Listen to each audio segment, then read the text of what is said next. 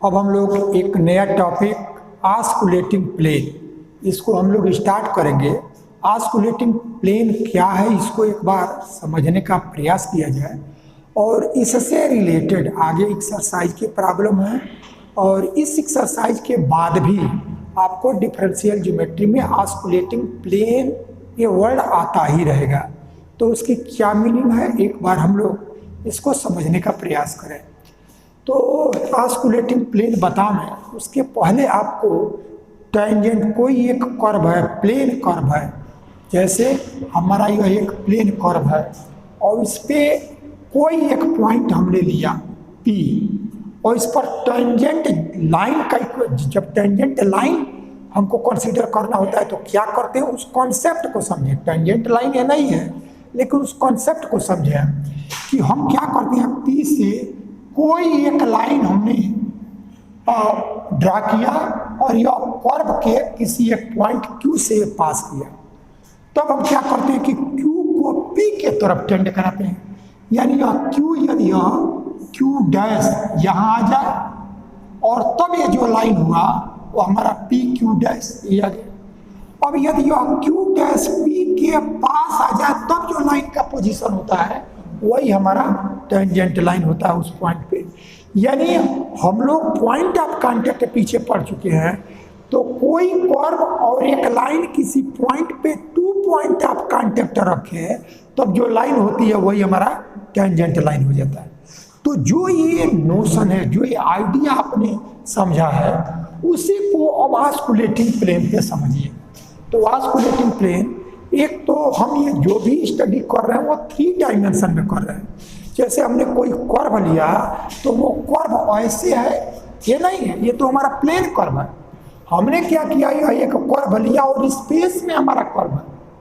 तो हमेशा जो स्टडी करना है वो हमको स्पेस कर्व का करना है, लेकिन हमारी लिमिटेशन ये है कि स्पेस की चीज़ों को हम ब्लैक बोर्ड पे जब बनाएंगे तो प्लेन ही में दिखेगा। तो अब आप क्या कर रहे हैं कि अभी समझने के लिए कोई हमारा एक कर्व है और एक कर्व को हम क्या कर रहे हैं कि इस पॉइंट पर ऑस्कुलेटिंग प्लेन लेना है। तो ऑस्कुलेटिंग प्लेन लिया तो क्या करें, इस पर टेंजेंट लाइन ले लें, इसी पॉइंट पर टेंजेंट लाइन लें। और टेंजेंट लाइन से एक लाइन से पास करने वाले इनफाइनाइट प्लेन होंगे।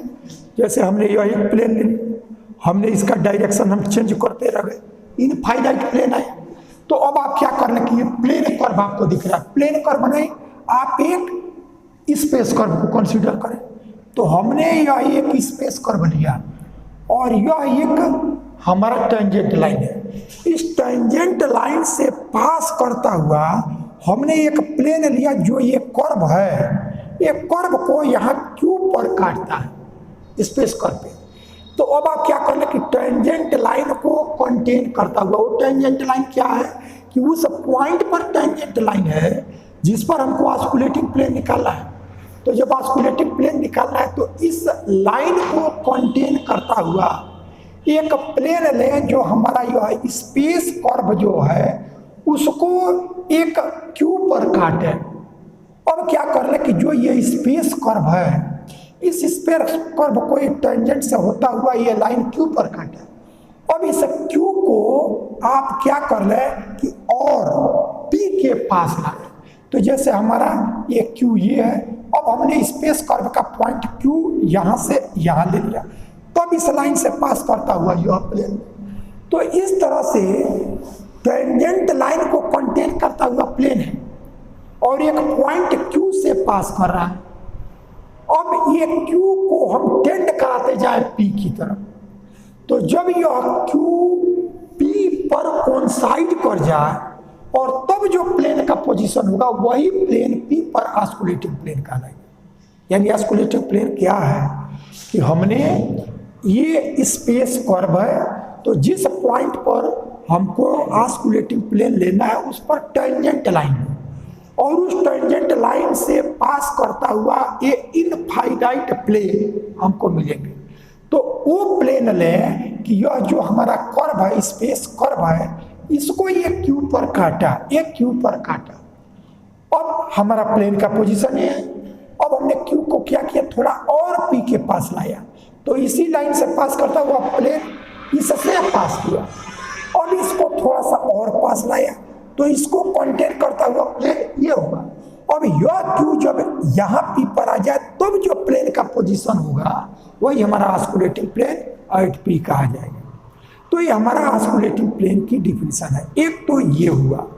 दूसरा आप ऐसे समझें कि जैसे हमने सपोज कर लिया कि यह एक कर्व है, यह एक पॉइंट है, और यह एक कर्व है, यह एक कर्व थोड़ा स्पेस में है इसलिए इसको समझना होगा।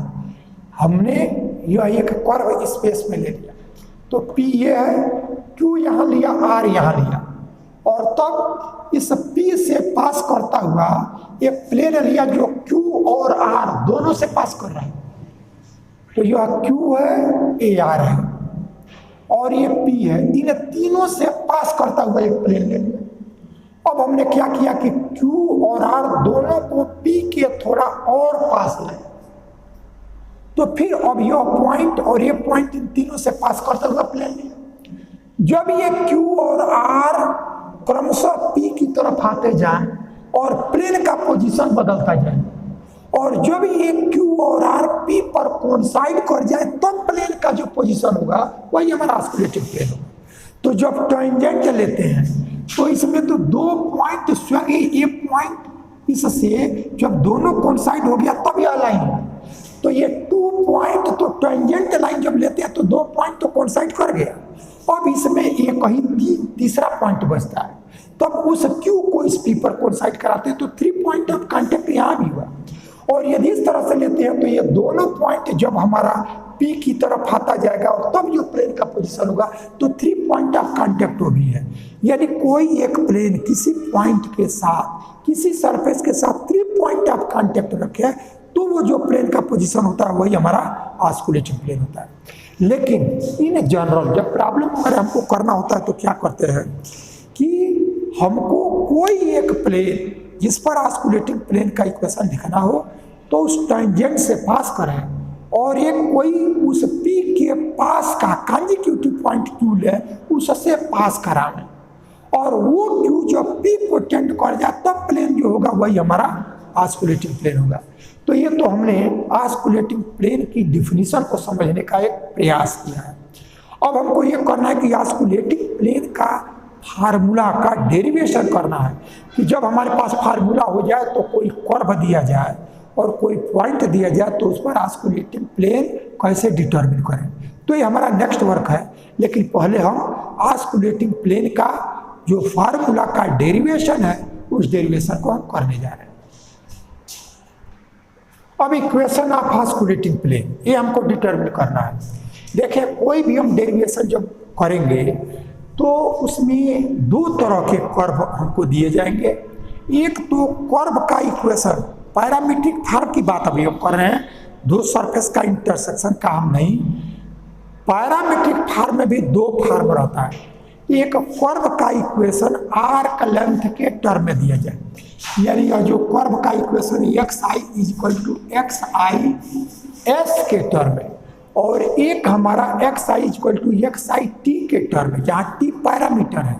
जैसे हमारा x1 की value a cos hyperbolic t हो गया, x2 की value a sin hyperbolic t हो गया, x3 की वैल्यू a t हो गया। यानी t के टर्म में कोई x1 x2 x3 की वैल्यू दी जाए तो हमारा पैरामीट्रिक फॉर्म है। अभी हमारा आर्क लेंथ है, तो कोई भी इक्वेशन का जब डेरिवेशन हम करेंगे तो पहले आर्क लेंथ के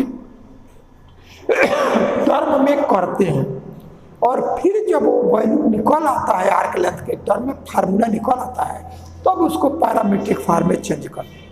तो अब हमने कर्व का इक्वेशन आर्क लेंथ के टर्म में किया। तो देखें जैसे हमने कोई एक कर्व लिया, इसका यह एक पॉइंट हमने लिया P, और इसका जो कोऑर्डिनेट है वो हमने xi ऐसा ले लिया। 3 डायमेंशन में कर रहे हैं, इसका मतलब x1 x2 x3 ये 3 कोऑर्डिनेट हुए। अब हमारा यह एक फिक्स्ड पॉइंट है, इससे सपोज किया गया कि यह xi जो है वो s डिस्टेंस पर है, s डिस्टेंस पर है। अब आप देखें कि हमको निकालना है ऑस्कुलेटिंग प्लेन का इक्वेशन। तो जब ऑस्कुलेटिंग प्लेन का इक्वेशन निकालना है तो इसको 3 स्टेप पे इसको समझेंगे। पहला कि एक पॉइंट से पास करता हुआ प्लेन का इक्वेशन लिखें। ऑस्कुलेटिंग प्लेन के लिए एक पॉइंट से पास करता हुआ प्लेन का इक्वेशन लिखें। फिर वो प्लेन जो यह इस पर टेंजेंट हो, जो ये टेंजेंट हो, इस टेंजेंट को कंटेन करे।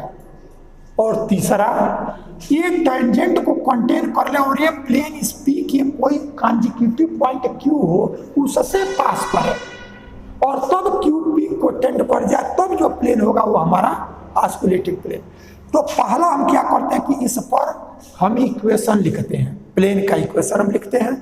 तो एक पॉइंट से पास करता हुआ प्लेन का इक्वेशन हमको पता है कि जैसे x1 y1 z1 हो, तो उससे पास करने वाले प्लेन का equation a x minus x1 plus b y minus y1 plus c z minus z1 equal to 0।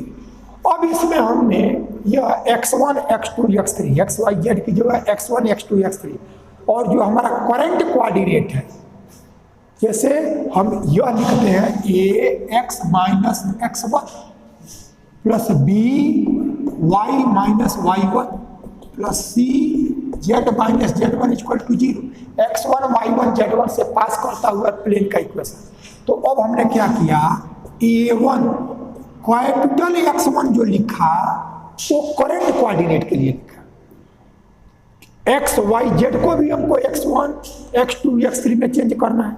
अब पॉइंट भी x1 x2 x3 है, तो इन दोनों को चेंज करने के लिए करंट कोऑर्डिनेट को कैपिटल x कर दिया। तो एक capital x1 minus small x1 plus a2 capital x2 minus small x2 plus a3 capital x3 minus small x3 equal to 0 equation 1। अभी सिर्फ एक वर्क किया, ये जो हमारा पॉइंट है x1 x2 x3 इससे पास करता हुआ प्लेन का इक्वेशन लिखा। तब आप देखें ये पॉइंट है, तो इस पॉइंट से पास करता हुआ प्लेन ये भी हो सकता है, ये भी हो सकता है, ये इनफाइनाइट प्लेन हो सकता है। अब वो ऑस्कुलेटिंग प्लेन लेना है तो वो जो प्लेन हो वो टेंजेंट लाइन को कंटेन करे।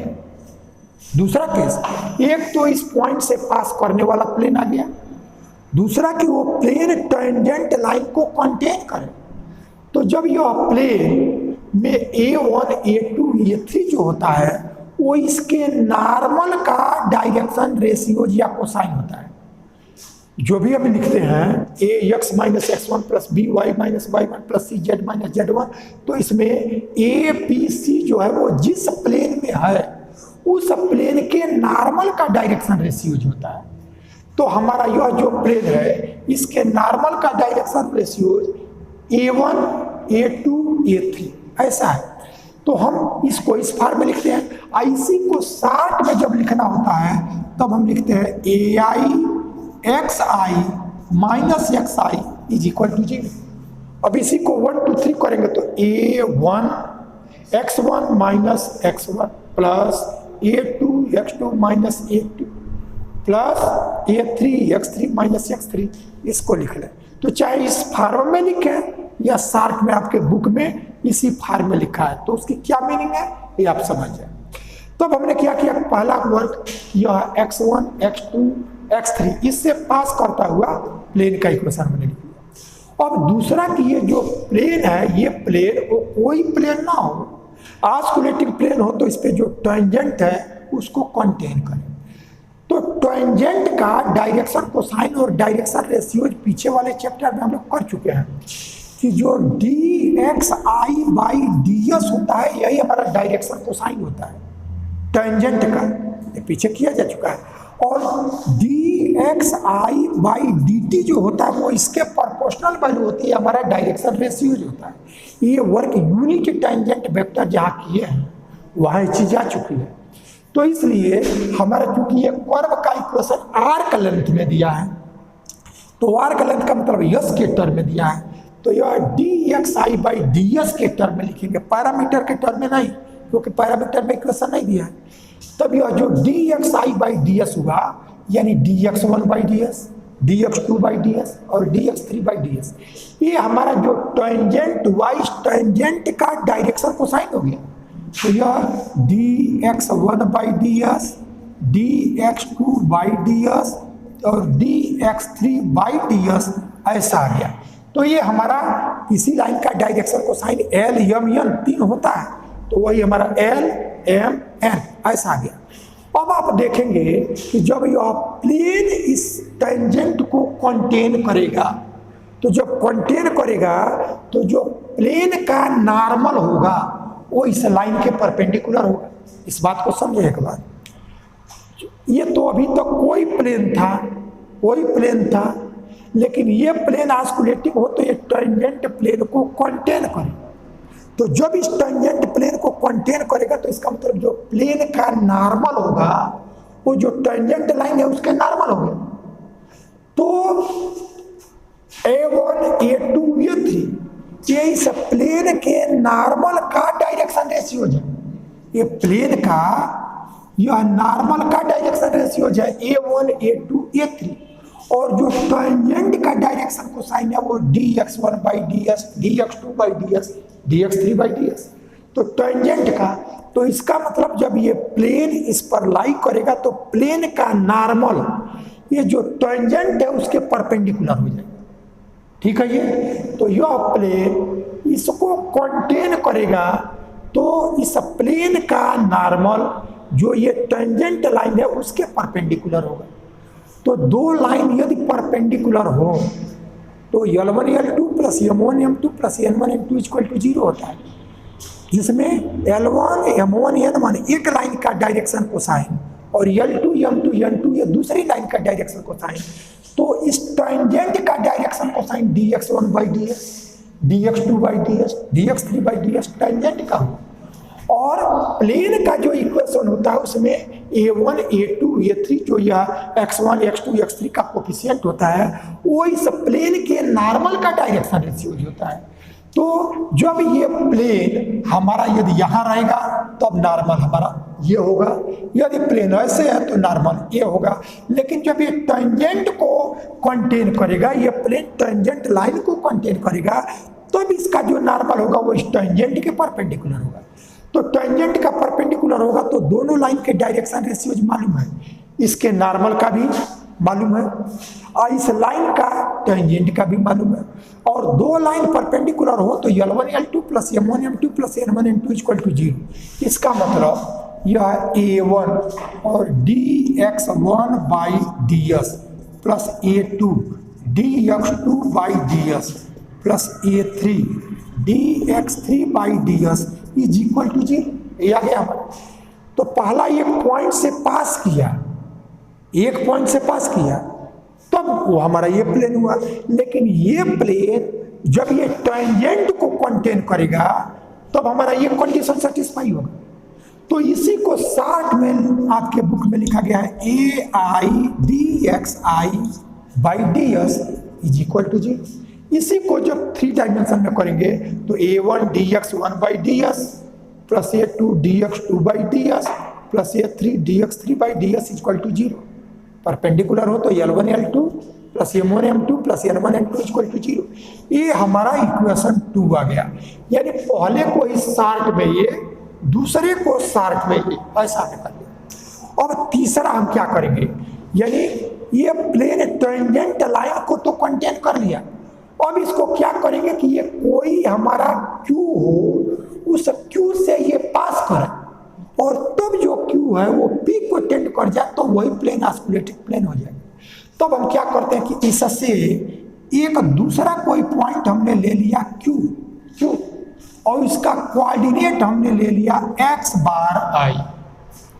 Q जो देखो ऑस्कुलेटिंग प्लेन की जो डिफिनीशन है उसी पे हम लोग बढ़ रहे हैं, यानी वो प्लेन जो टेंजेंट लाइन को कंटेन करे और उसका कॉन्जिक्यूटिव यानी पास का कोई पॉइंट Q हो उससे पास करें और तब Q को P की तरफ टेंड कराते जाए और वह Q P को टेंड कर जाए, तब जो प्लेन होगा वो हमारा ऑस्कुलेटिंग प्लेन। तो इसका मतलब हमने पहले यहाँ कोई प्लेन लिया फर्स्ट स्टेप, दूसरा ये टेंजेंट लाइन को कंटेन किया तब हमारा ये केस आया, अब तीसरा इस P के कोई पास हमने एक पॉइंट ले लिया x बार। तो इस कर्व का इक्वेशन दिया गया है xi इक्वल टू xis तो जब यहाँ से ये फिक्स्ड पॉइंट से एस लेंथ पर है एक्स आई, तब उसको x i equal to x i s ऐसा कहा। लेकिन एक कॉन्जिक्यूटिव पॉइंट लिया गया है, तो कॉन्जिक्यूटिव पॉइंट मैंने इसके पास का, अब हम दूर इसलिए बनाए कि पास बना दे तो आपको दिखेगा नहीं फिगर में। तो अब एक कॉन्जिक्यूटिव, तो ये पास के लिए हम डेल का यूज करते हैं। तो यह आर का लेंथ ये है, तो यह आपका डेल यस, यह हो गया डेल यस। तो इसका इक्वेशन जो आएगा वो आपका एक्स बार की जो वैल्यू होगा वो x i s plus del s, s plus del s, यानी जो पॉइंट है उसका इक्वेशन यहां से निकालेंगे तो इस फिक्स्ड पॉइंट से जितने डिस्टेंस पर होगा एक्स आई वही उसका इक्वेशन। तो यह एक्स आई का एक्स आई एस। अब इसका कोऑर्डिनेट लेंगे जिसको हमने एक्स बार आई लिया है, तो उसकी वैल्यू जो ये इक्वेशन आया तो एस आर का लेंथ ये और डेल एस ये, यानी एस की जगह अब एस प्लस डेल एस हो, तो यह x i equal to s plus del s ये आ गया। तो जो ये हमारा प्लेन है, जो यह प्लेन है, ये प्लेन टेंजेंट लाइन को कंटेन किया तो ये आया। अब यही प्लेन इस क्यू से पास करे, ये जो प्लेन है जो इसको कंटेन किया अब क्यू से पास करे, तो जब क्यू से पास करेगा तो ये क्यू का जो कोऑर्डिनेट होगा उस प्लेन के इक्वेशन को सेटिस्फाई करेगा। तो प्लेन वन पासेस थ्रू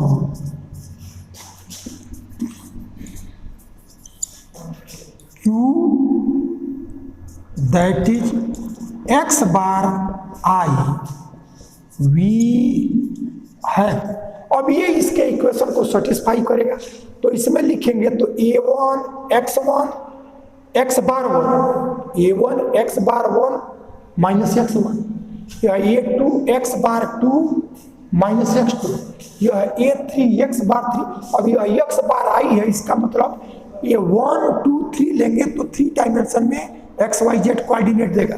तो इसी को जो शार्ट फॉर्म में लिखा गया है उसमें जब लिखेंगे तो इसी को 1 2 3 करेंगे तो टोटल आ जाएगा। तो अब वो इस इक्वेशन को सेटिस्फाई करे, तो सेटिस्फाई करेगा तो कोई भी पॉइंट किसी इक्वेशन को सेटिस्फाई करता है तो जो करंट कोऑर्डिनेट होता है उस पे उसके कोऑर्डिनेट को रखते हैं, तो लेफ्ट हैंड साइड और राइट हैंड साइड सेम आता है। तो यह प्लेन चूंकि क्यू से पास करा रहे हैं, तो जब क्यू से पास करेंगे तो क्यू का कोऑर्डिनेट उस प्लेन के इक्वेशन को सेटिस्फाई करेगा। तो अब हमारा आ गया ए आई और यह x bar i minus x I is equal to 0, यह आ गया। अब इस एक्स बार आई की वैल्यू आर का लेंथ के टर्म में यह दिया गया है, तब हम इसको लिखेंगे ए आई और यह एक्स बार आई की value x i s plus del s ये वैल्यू है, और माइनस यह एक्स आई ऐसा है इज इक्वल टू 0। अब आप क्या कर रहे हैं कि इसका टेलर से एक्सपेंशन कर लें, तो आपको मालूम है कि एफ एक्स प्लस एच, इसकी value F x plus H F dash x plus H square by factorial to F double dash x and so on. तो हमारा यह एफ की जगह यह है और एक्स की जगह यह और एच की जगह यह, तो इसका एक्सपेंशन बाई टेलर्स थ्योरम, तब हमको मिला एक्स एक्स आई एस और प्लस अब एच की जगह डेल एस एक्स आई डैश, केवल एक्स आई लिखा है, इसका मतलब वो एक्स जो है वो आर का लेंथ के टर्म में है, तो लिखा है तो भी आप समझे कि वो यस के टर्म में है, और नहीं यस आगे लिखा है तो भी, क्योंकि क्वेश्चन में दिया है कि यह एक्स आर का लेंथ के टर्म में दिया जाएगा। तो यह एक्स आई एस और यह डेल एस एक्स आई डैश प्लस डेल एस का square by factorial two x I double dash plus del X का cube by factorial 3 X I triple dash plus and so on, ये infinite तक ये इसका expansion किया, और last में हमारा minus x I is equal to 0 ये वैल्यू आ गया। अब आप क्या करेंगे कि यह एक्स आई जो है वो एक्स आई से कैंसिल, ये केवल एक्स आई लिखा है, इसका मतलब ये आर्क लेंथ यस के टर्म में है वो वैल्यू, तो यस लिखा जाए तो न लिखा जाए तो हमारा ये जो वैल्यू है, जैसे यहाँ एक्स आई डैश लिखा गया है, एक्स आई डबल डैश, इसका मतलब ये आगे यस है, यस के टर्म में है, तो हमारा यहाँ से कैंसिल हो गया। तब आपको क्या आया, यह A I x I plus A I del S X I dash plus A I del S का square by factorial two x I double dash plus A आई और यह डेल एस का cube by factorial 3 X I triple dash A and so on infinite तक is equal to 0। ये हमने कर लिया। अब आप देखेंगे कि ए आई एक्स आई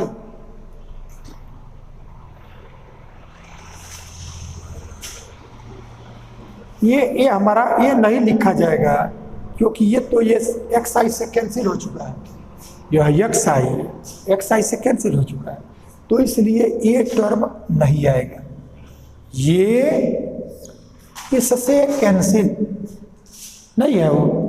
फिर उसके बाद से ए आई एक्स आई डैश, अब यह डेल एस को आप बाहर ले लें तो A I x I dash A equation two, इसी को लिखेंगे D X I by D S का मतलब एक्स आई डैश, पैरामीटर के रिस्पेक्ट में डैट लिखते हैं, आर्क लेंथ के रिस्पेक्ट में डैश लिखते हैं, तो अब यह A I x I dash ये वैल्यू 0 हो जाएगी, यह वैल्यू 0 इस इक्वेशन का फ्रॉम टू, तो एक्स आई से माइनस होने के कारण कैंसिल, और ये आई यह डेल एस आर्क लेंथ है, इसलिए उसको हमने बाहर कर लिया, तो A I x I dash, यह डेल एस को हमने बाहर कर लिया डेल एस, तो यह A I x I dash ये, अब यह A I x I dash from two ये 0 है, ये वैल्यू 0 आ गया। तब आपका सिर्फ इतना बचा, यहीं से यह डेल एस का square by factorial 2 a I x I double dash plus del S का क्यूब बाई फैक्टोरियल 3 ए आई और यह x I triple dash plus and so on infinite तक इक्वल टू 0 ए आया है। तब आप देख रहे हैं कि यह जो डेल एस है वो डेल एस का स्क्वायर सब में कॉमन है, तो डेल एस का स्क्वायर बाई फैक्टोरियल 2, अब यह फैक्टोरियल 3 है, तो फैक्टोरियल 3 है तो इसमें भी हमारा 3 इंटू फैक्टोरियल 2 है, आगे आपका फैक्टोरियल 4 आएगा, तो 4 इंटू 3 इंटू फैक्टोरियल 2 है, तो हम डेल एस स्क्वायर, तो इस तरह से डेल एस बाई फैक्टोरियल 2 ये सब में कॉमन है, इससे आप डिवाइड कर दें, तो जब डिवाइड करेंगे तो यह A I x I double dash plus यह डेल एस बाई केवल 3 ए आई एक्स आई ट्रिपल डैश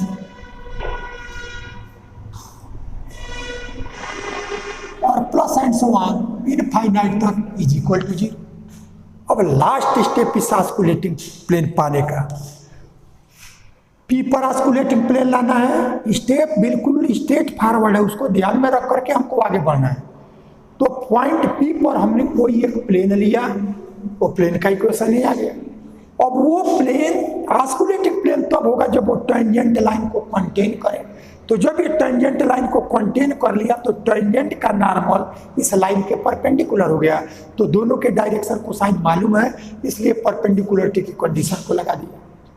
फिर तीसरा हम क्या करते हैं कि यह जो टेंजेंट लाइन को पास करता हुआ ये प्लेन कोई क्यू से पास कर रहे हैं, तो जब क्यू से पास करेगा तो क्यू का कोऑर्डिनेट उसको सेटिस्फाई करेगा, वो हमने लिख दिया।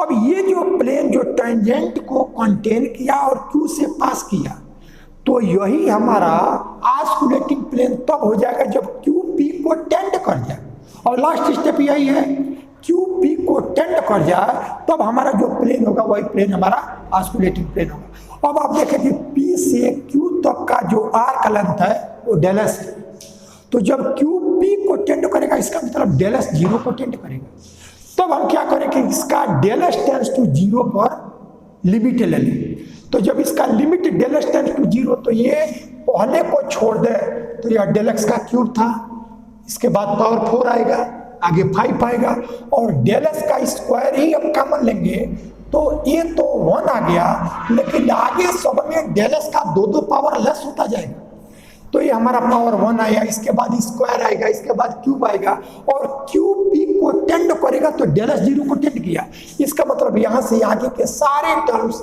जीरो।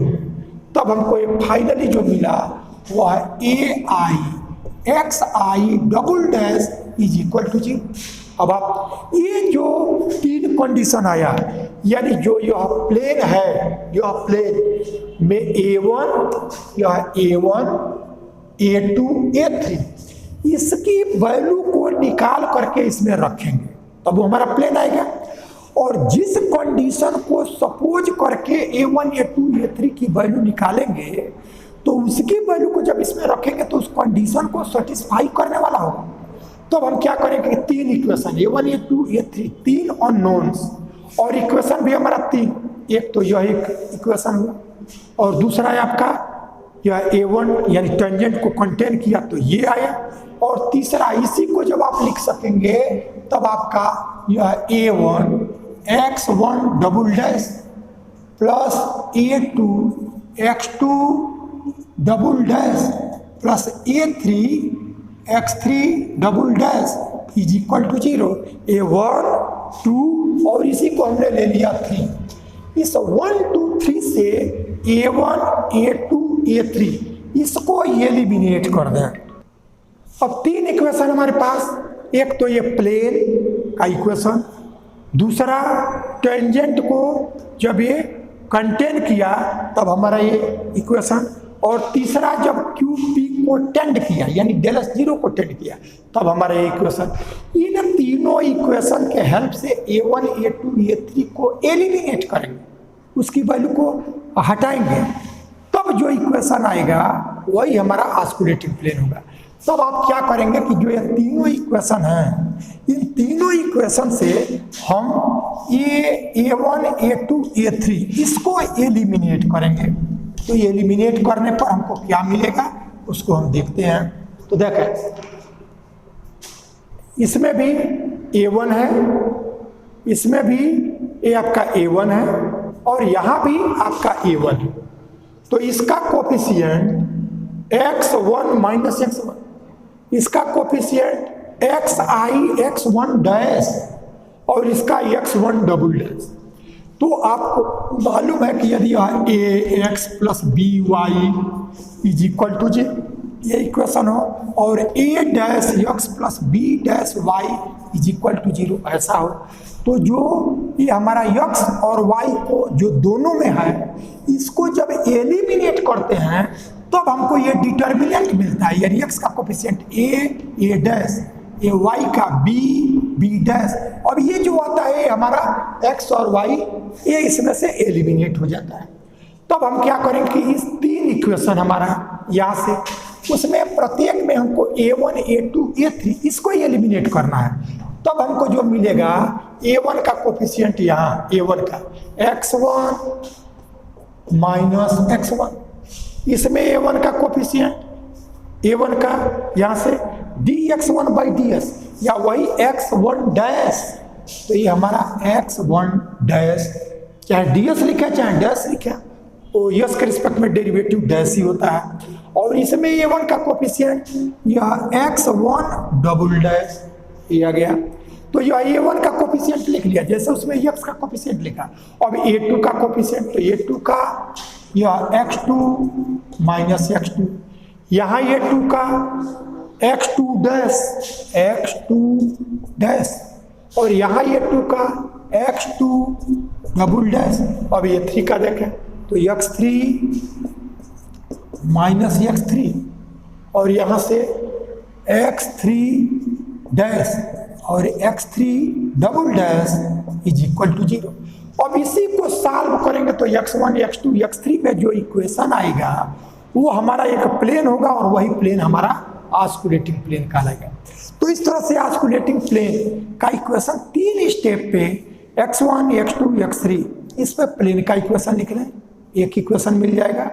और वो प्लेन टेंजेंट लाइन को कंटेन करे तो हमको ये दूसरा कंडीशन मिल जाएगा।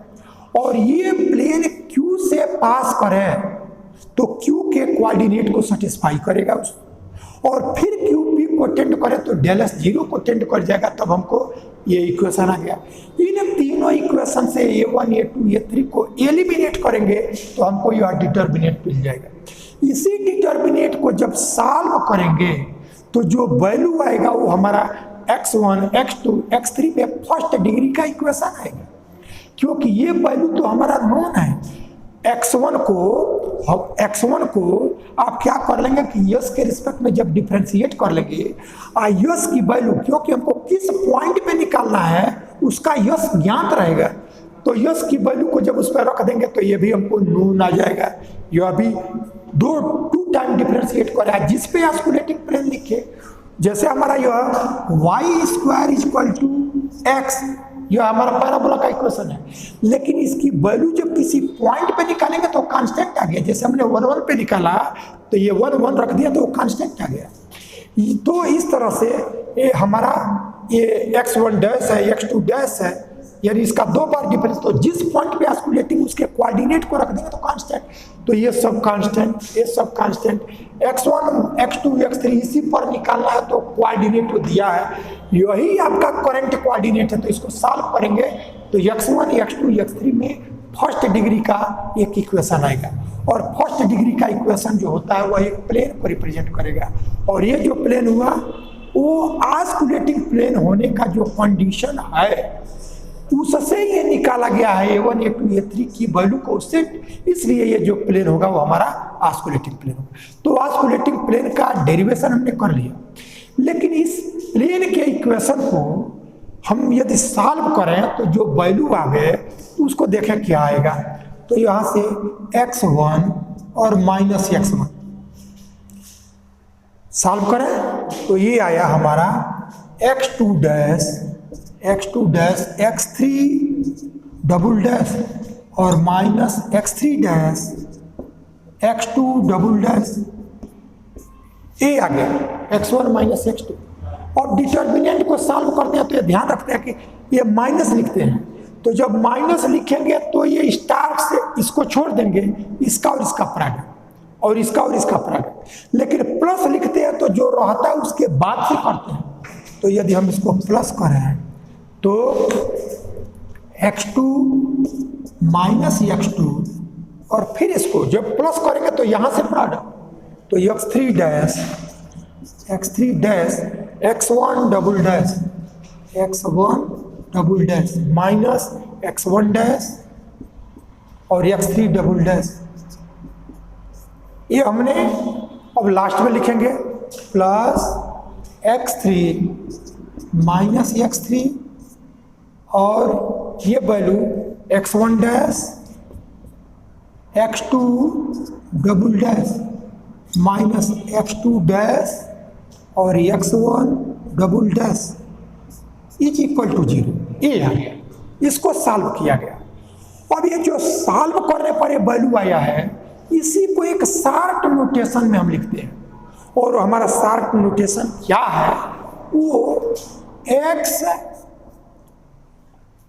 i minus small x i ये वैल्यू, और यह x डैश j और यह x डबल डैश k और यह epsilon i j k is equal to 0। यह एक नोटेशन है, ये नोटेशन आपके लिए पहली बार आ रहा है। इसकी क्या मीनिंग है इसको एक बार समझना पड़ेगा। यानी ये जो वैल्यू है आपका ये वही देगा जो ये है, यानी इसकी वैल्यू को इस फॉर्म में कैसे देगा उस चीज को जरा एक बार देखें। तो यह जो एप्सिलॉन i j के जो वैल्यू लिखी गई है इसकी एक मीनिंग होती है, उस मीनिंग का यूज हम करेंगे। तो इसकी मीनिंग ये है कि इसमें जब तीनों डिफरेंट रहेगा, जैसे 3 डायमेंशन में करना है तो एक 1 2 3, तीनों जब डिफरेंट रहेगा तो ये 1 देगा। और यदि कोई 2 या तीनों इक्वल हो जाए तो 0, यानी सब डिफरेंट रहने पर ही ये वैल्यू 1 देगा, अदरवाइज ये 2 इक्वल हो जाए या तीनों इक्वल हो जाए तो ये 0 दे देगा। अब एक बात और ध्यान देते हैं कि यदि ये साइक्लिक ऑर्डर में रहेगा, जैसे हमारा एप्सिलॉन 1 2 3, तब ये +1 देगा। लेकिन यदि हमारा एक भी स्क्यू हो जाए, जैसे एप्सिलॉन 1 और ये 3 2 हो जाए, तो 1 के बाद 2 होता है, 2 के बाद 3, लेकिन ये इंटरचेंज हो गया है, तो अभी हमको -1 देगा, -1। तो इसकी ये प्रॉपर्टी है, इसकी ये प्रॉपर्टी। तो जरा इसका यूज करते हुए इसकी वैल्यू को निकाले, देखे क्या आता है। तो जब ये 1 2 3 या 2 3 1 या 3 1 2, जब तीनों डिफरेंट रहेंगे तभी हमको 1 देगा। तो अब आप क्या कर लो, इसकी वैल्यू को निकालो। तो इसकी वैल्यू निकालने के लिए आई को पहले 1 लें, तो यह है एप्सिलॉन 1। इसी को हम थोड़ा सा एक्सप्लेन कर रहे हैं कि ये वैल्यू यह दे देगा, वैसे देगा, उस चीज को हम एक बार समझाने का प्रयास कर रहे हैं। तो अभी एप्सिलॉन की वैल्यू यहां से देखें, एक बार में एप्सिलॉन को 1 लें, तो अभी यह 2 और 3, इस चीज को ध्यान दें, इसको 1 ले लिया, तो अब इसके 2 ऑप्शन है, या तो यह 2 3 हो या यह 1 के साथ 3 2 हो, 2 ही ऑप्शन है, तीनों डिफरेंट है, डिफरेंट पर एक वैल्यू देगा। तो पहले को अब कौन कौन से डिफरेंट होंगे इसको हम लोग को यहां से निकालना है। तो एक तो एप्सिलॉन 1 ले, तो यह 2 3 होगा या 3 2 होगा। अब दूसरा देखें, एप्सिलॉन को यहां और 2 ले लिया, पहले पर 1, तो अब यह 3 1 दे, या एप्सिलॉन ये 2 फिक्स है तो ये 1 3 दे, 1 3 दे। फिर तीसरी स्थिति की यह एप्सिलॉन 3 रहे, तो 3 रहे तब ये वैल्यू 2 1 दे, या एप्सिलॉन 3 1 2 या एप्सिलॉन 3 2 1 ये दे। इतना ही ऑप्शन इसका डिफरेंट का बनेगा, अब दूसरा कोई डिफरेंट ऑप्शन इसमें नहीं बनेगा। तो पहले 1 ले तो 2 3 या 3 2, 1 के साथ पहले पोजीशन में। जब 2 लिया तब हमारा जो 2 के बाद बचेगा वो हमारा 3 और 1, तो 3 सेकेंड प्लेस पे 1 या 1 सेकेंड प्लेस पे 3 हमारा लास्ट, ऐसे 3 के साथ। तो यही 6 ऑप्शन बनेंगे। तो यही एप्सिलॉन जो होता है वो हमारा समेशन में आएगा, ये सारी वैल्यू ये जो आया वो हमारा समेशन में आएगा, ये सब समेशन में आएगा। इतने ही डिफरेंट वैल्यू हमको मिलेगा। तो इसके साथ अब ये भी वैल्यू है। तब देखें, ये आई को 1 ले लिया, तो यह x1 माइनस x1, आई को 1 लिया है। अब इसके बाद से j इसमें 2 है, तो यह x डैश 2 j2, और यह x डबल डैश k की जगह 3 है, ये डबल डैश, यही जो ये लेके उसकी वैल्यू आई जे के की जगह क्या आया उसको यहां लिख दिया, ठीक है ये। और फिर आगे देखें, ये अब यह 1 तो यहां भी है, तो यह x1 और माइनस x1, अब यह j की जगह 3 आ गया है, तो यह x डैश 3 और k की जगह 2 आया है, तो k पर डबल डैश, तो यह x डबल डैश 2, तो इसके साथ हमको ये मिला। अब आप इसके साथ देखें, तो यह x2 माइनस x2 ये आया, यहां से जो 2 हो गया तो यह 2, अब यह 3 है, तो यह x डैश 3 और x डबल डैश 1, एक ही जगह 1, फिर यह 2, तो यह x2 माइनस x2, क्योंकि फर्स्ट प्लेस पे 2 ही है। अब इसमें x डैश 1 एक्स डैश 1 और एक्स डबल डैश 3। फिर यहाँ से देखें, ये हमारा x3 पहला प्लस 3, x3 माइनस x3 और यह x डैश 1 और x डबल डैश 2। फिर इसके साथ देखें, यह x3 माइनस x3 और यह x2 डैश और यह x1 डबल डैश। यही वैल्यू हमको मिलेगा। अब इसको हम क्या करेंगे, इसकी वैल्यू को कि जब 1 2 3 है साइक्लिक है तो उसकी वैल्यू 1, तभी आपको मिल गया x1 माइनस x1 और यह x dash 2 x double dash 3। अब ये देखिए 1 के बाद 2 रहता तब 3 आता, तभी हमको -1 देगा। तो ये माइनस x1 माइनस x1 और यह x dash 3 x double dash 2 ये है। अब आप देखें ये दूसरे को प्लस 2 है, 2 के बाद 3 के बाद 1 साइक्लिक में है इसलिए 1। तो यह x2 माइनस x2 और यह x3 dash x1 double dash ये आ गया। और यह 2 1 3 है, तो 2 के बाद 3 रहता तब 1 आता तो साइक्लिक होता।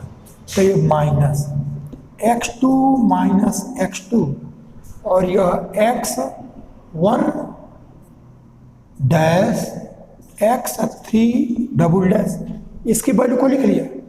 अब यह 3 के बाद 1 के बाद 2 साइक्लिक है, तो प्लस x3 माइनस x3, तो ये आया x1 डैश और x2 डबल डैश। 3 के बाद 1 होना चाहिए तब 2, तो ये हमारा इंटरचेंज हो गया है, इसकी हो गया है। तो माइनस x3 माइनस x3 और यह x2 dash x3 double dash ऐसा गया। अब आप देखें x1 माइनस x1 और x1 माइनस x1 ये दोनों कॉमन है, तो जब इसको कॉमन लेंगे तो देखिए x1 माइनस x1 ये वैल्यू आया और x2 dash x3 dash x2 dash x3 dash और एक कॉमन हो चुका है, तो minus x3 dash x2 double dash. इसी को कॉमन ले लेंगे तो जो आएगा आपका ये पहला टर्म आ गया, ठीक है। ये इसमें x2 minus x2 minus x2 को कॉमन ले लें, तो अब आपका x3 dash x1 double dash x3 dash x1 double dash minus x1 dash x3 double dash ये वैल्यू आ गया, प्लस इसमें x3 माइनस x3 को कॉमन ले लें, तो हमारा x1 dash x2 double dash और minus x2 dash x3 double dash. तो यानी इसको हम इतना लिख सकते हैं। अब ये कैसे लिखा गया वो प्रोसीजर आपको हमने बता दिया, बुक में नहीं है, ये आपको सीधे बुक में लिख दिया कि ऐसे हम लिखेंगे, लेकिन कैसे लिखेंगे ये प्रोसीजर हमने बता दिया। तब आपने देखा कि हमारा जो ऑस्कुलेटिंग प्लेन हुआ उसको डिटर्मिनेंट के फॉर्म में यह लिखें या इस एप्सिलॉन के टर्म में उसको यह लिखें, दोनों वैल्यू सेम देगा। तो ये हमारा ऑस्कुलेटिंग प्लेन का इक्वेशन हुआ। यदि ये पैरामीट्रिक फॉर्म में न होकर के आर्क लेंथ के टर्म में दिया गया हो तो